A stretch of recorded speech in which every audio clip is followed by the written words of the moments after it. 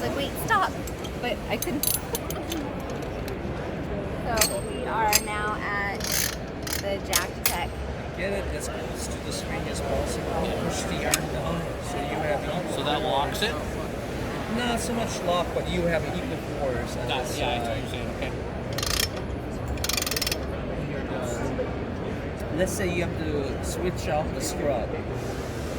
When you compress it upright, it's a two-step. You do have to release the spring and compress the spring once again because the base is held by the dice. That's what I was looking at, yeah. Now, if you do it upside down, unscrew from the bottom, put the casing out, struts, the new strut. That's the hardest part. The strut's the heaviest part, so dropping it in. That's genius. One step. Yes. Now, let's say you have a strut that doesn't have a base. Smaller cars do not have a base. Like a coil. This is like this. Yeah.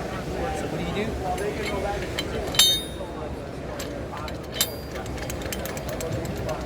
Just hold the shaft. Yep. And you'll compress it. So you can do the smallest strut All the way up to the biggest strut. Yeah. And let me show you our latest strut.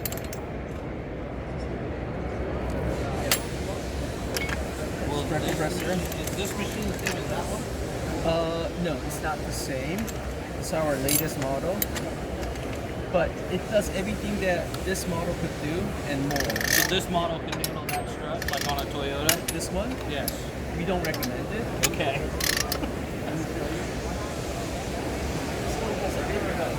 Okay. Has a gear reduction and wheels for mobility. Not really care about the mobility part, but I know doing these are a pain because they're strong. Right. So that's why I was curious. This is from 150.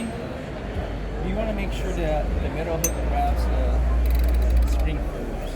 Okay. If not, what happens is that there's going to be a gap here.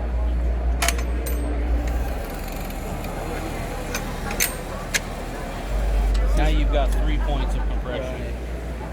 Compress it.